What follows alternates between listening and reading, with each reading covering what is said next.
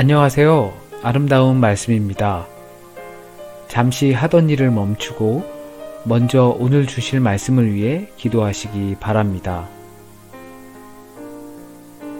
오늘 본문 말씀은 시편 113편 말씀입니다. 말씀을 읽겠습니다. 할렐루야, 여호와의 종들아 찬양하라. 여호와의 이름을 찬양하라. 이제부터 영원까지 여호와의 이름을 찬송할지로다. 해 돋는 데에서부터 해 지는 데까지 여호와의 이름이 찬양을 받으시리로다. 여호와는 모든 나라보다 높으시며 그의 영광은 하늘보다 높으시도다. 여호와 우리 하나님과 같은 이가 누구리요? 높은 곳에 앉으셨으나 스스로 낮추사 천지를 살피시고 가난한 자를 먼지 더미에서 일으키시며 궁핍한 자를 거름 더미에서 들어세워 지도자들 곧 그의 백성의 지도자들과 함께 세우시며 또 임신하지 못하던 여자를 집에 살게 하사 자녀들을 즐겁게 하는 어머니가 되게 하시는도다. 할렐루야. 새길 말씀 5절 여호와 우리 하나님과 같은 이가 누구리요? 높은 곳에 앉으셨으나 말씀 생각 하나님을 찬양할 이유가 많습니다. 하나님께서 해 뜨는 데부터 해 지는 데까지 찬양 받으시는 것이 당연합니다. 어느 곳에서나 언제나 찬양 받으시기 합당합니다. 그런데 이런 고백들이 그냥 모든 믿는 사람들이 의례적으로 하는 말처럼 들릴 수 있습니다. 왜 그럴까요?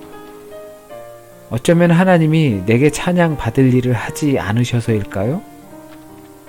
하나님은 자신을 낮추셔서 낮은 곳에 있는 것들을 살피셨습니다. 하나님께서 세상을 지으셨다는 것이 곧 낮은 곳을 돌보신다는 의미입니다.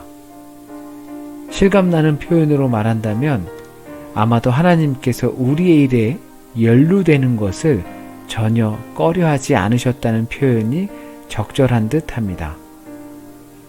우리와 관계하는 것 말고도 우리 일에 꼬이는 것까지도 마다하지 않으셨습니다.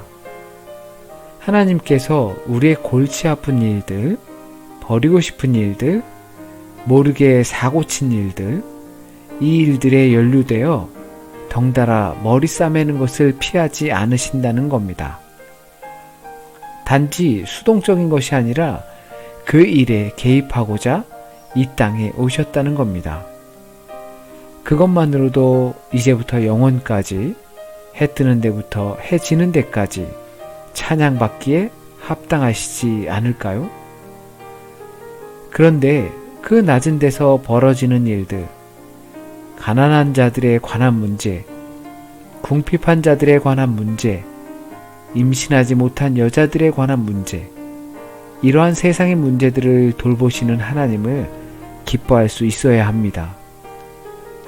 이 하나님께서 하시는 일들이 나와 큰 상관없는 것처럼 여겨지면 하나님을 찬양해야 할 이유를 찾지 못하게 됩니다.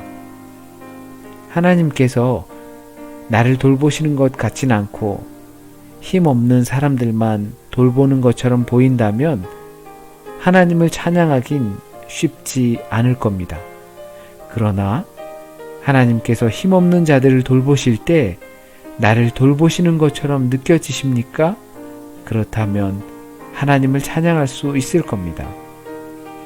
오늘을 위한 다짐, 저들이 잘 되는 것이 나도 잘 되는 것이다. 기도, 하나님의 일을 찬양하는 연합의 마음을 주소서. 아름다운 말씀이었습니다. 평안하세요.